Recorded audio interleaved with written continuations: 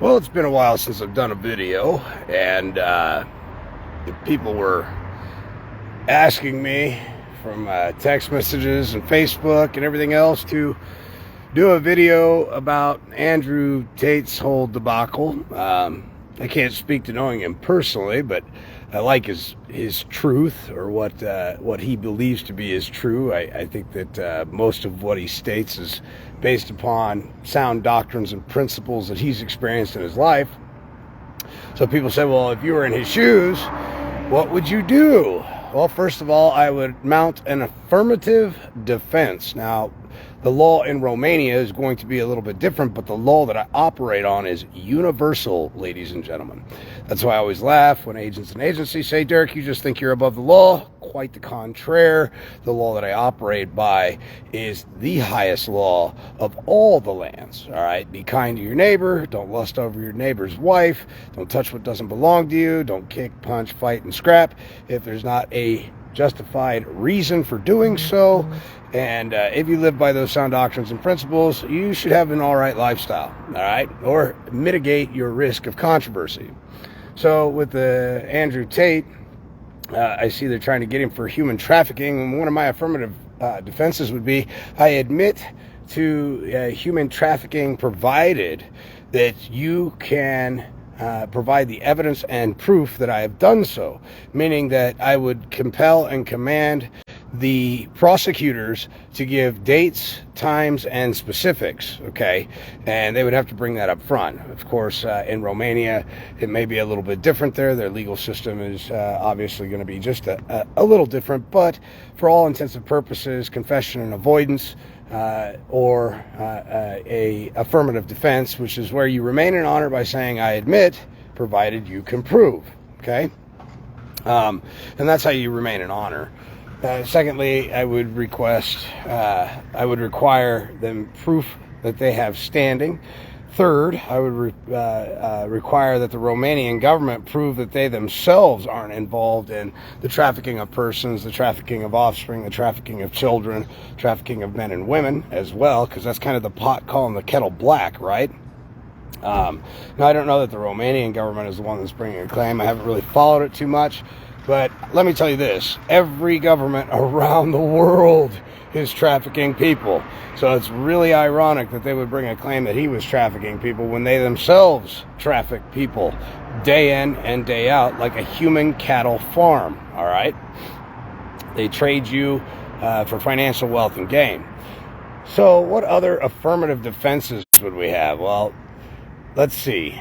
In a case that was recently divulged to me, a man was accused of molesting his daughter. We know that CPS gets in offspring's head and tries to convince them that their dad has touched them inappropriate or whatever the case may be. And they kept asking the dad when was the last time he saw his daughter? And he says, you know what, I'm not going to answer that, but you guys give me the dates and times that this purportedly happened, and I will tell you whether or not I was in the area.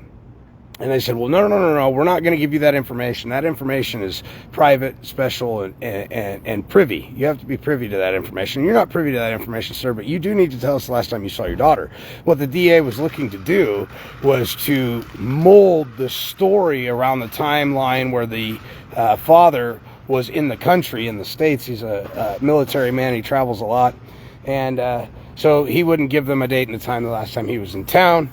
And so they finally gave him a date and a time. Well, when they gave him a date and a time, lo and behold, the man wasn't even in the country. So how did he molest his offspring if he wasn't in the country? And later on, the daughter admitted that she was coerced by CPS and the mother and the government to lie about her father inappropriately touching her. Now, had he not had his wits about him and had he given the DA information, the DA would have molded and sculpted the molestation allegations around the time that he was there versus what they had for substantial evidence, which was Jack Dick. It was squat. It was all fabricated by the mother, so the mother could eventually move to terminate his his ability to see his offspring.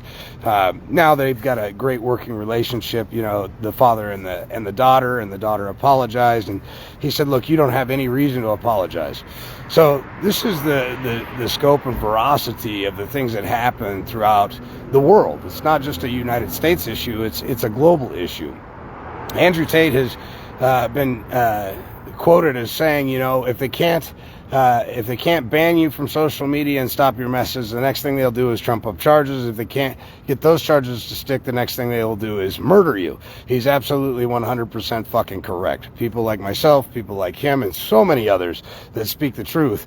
It is very dangerous, ladies and gentlemen. They have a facade to maintain, and they don't like it when people like myself and so many others are standing up saying, fuck you, here's to us, we're done playing your fucking games. And when you think about it worldwide, there's only a handful of people, maybe a couple 100,000 people that run this whole shit show. And once they start to lose their grasp, their clutch on the American people, and furthermore the people of the world, their next move in retaliation is to euthanize. But here's something you can't euthanize. You can't euthanize an idea, and you can't make what is true any less true. What is true will always be true. Now, keep in mind, there's a distinguishment that needs to be made between truth and what is true. Truth is an opinion, all right? What is true is a fact. But remember, in courts, facts can be on the moon, all right? There is no facts in a court. The facts don't matter. It's the law, all right? And it's just as simple. If Andrew Tate purportedly trafficked young women, as the allegations purport, simply admit upon proof of claim. I admit upon proof of claim. That way you remain in honor. And it was something Mr. Anonymous told me years ago, and it was so fucking hard for me to do that because my parents and the community, furthermore, always said, if you didn't do it, don't admit to it. So for me, consciously to admit to something that I didn't do really baffled my mind, and it was hard to do. The other thing is it's known as confession and avoidance as well. Yeah, I confess, provided that you can prove that I've done it. So yeah, I ran the red light, but I've got a couple questions. Was I under arrest? Did the traffic light that was red place me under arrest? Yes or no?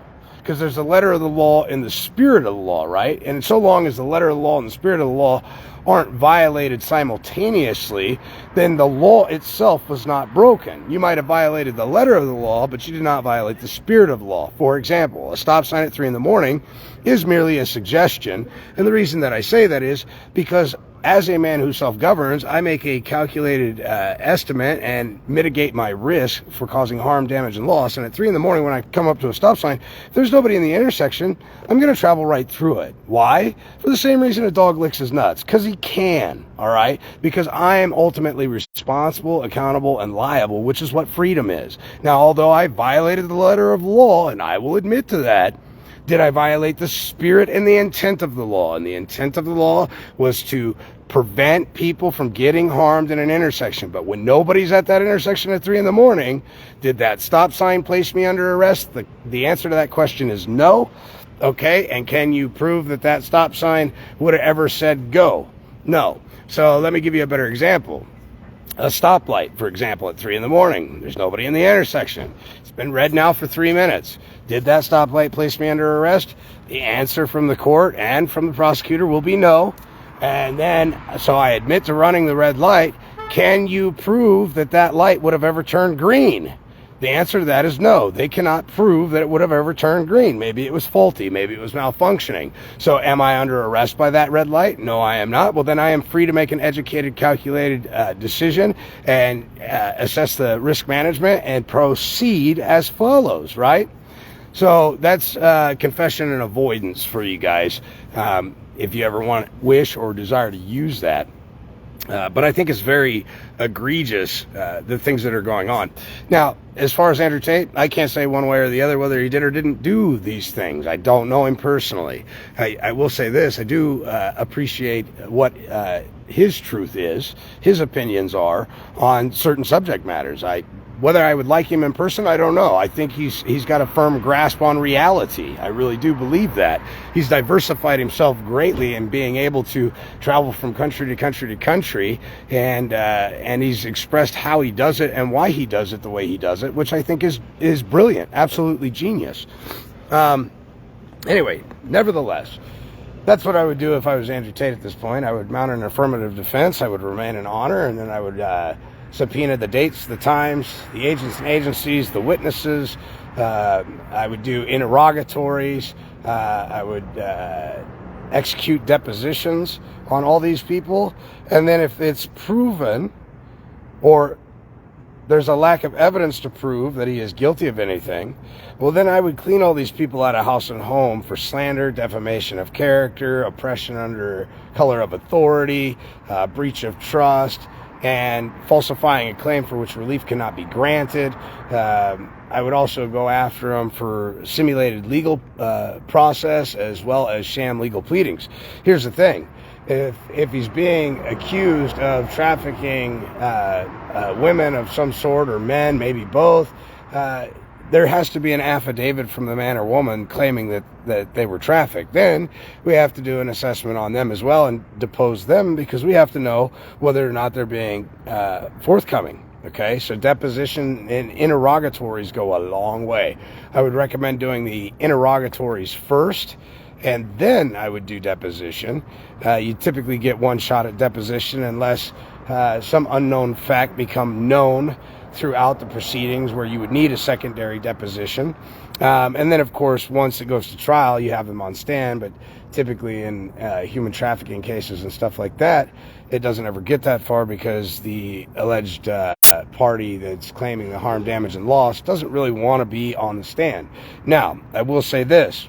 In recent history, Ghislaine Maxwell was found guilty of trafficking children and women and boys alike, and there were no Johns. She's the first woman in history to ever be considered a pimp, pimping out women and children to seemingly nobody. So could he be found guilty even if he's innocent? Sure. Is the system fair? Not at all. Fucking hardly. So with that said, I love you guys. I hope this helps you out a little bit. I'm just doing some laundry this morning. I hope you guys all had good holiday season. I really don't participate in the pagan holiday shit, but I know some of you value that stuff. And let's make 2023 one to remember. I am getting ready to do another co-op, and this one will be about trust. It's going to be amazing for those of you that want to get into it. And again, the only reason I did this video this morning was because people were saying, hey, get to Romania, help out Andrew Tate. Well, unfortunately, I'm not leaving the country, all right? The country that I was born in, I'm very fortunate to have been born in, and we have freedom unlike any other country in the world, okay? The reason the Founding Fathers came over here was for a allodial title, meaning nobody lords over us. We are independent. We are kings unto ourselves. And the only thing that prevents us from exercising freedom is the lack of knowledge, for which the Heavenly Father says, my people will surely suffer because they lack the knowledge. All right. So I love you guys. Have a wonderful, blessed day, a good morning, or good morning, just a blessed day. Go out there and enjoy life, live life, love life. Keith Little just happens to resonate in my mind when he says that. It just makes a lot of sense. And I love you guys, and thanks for all your support. And like I said, we'll be doing a co-op here in the near future for some trust documents and things of that nature, with some audios and videos that go along with it. So anyway, that's my take on the whole Andrew Tate thing. He warned you guys that they would eventually come after him. They're doing exactly what he said they would do, which is no shock or surprise to me. Everybody that stands up for what's right, just, and fair eventually becomes a target. Look at Kennedy. Look at Abe Lincoln. Look at, I think it was Nixon that took the old gut shot. Maybe it wasn't Nixon. Maybe it was somebody else. But I think it was Nixon or Reagan. One of them took a gut shot. So because he was getting ready to liberate the American people, they hired some slough from a bar to shoot him in the gut. Because if they really wanted him dead, they'd have sniped him out. But anyway, I love you guys. Keep your shit wired tight, your head on a swivel. We'll talk to you soon. And for the Tate brothers, Mount your affirmative defenses, gentlemen.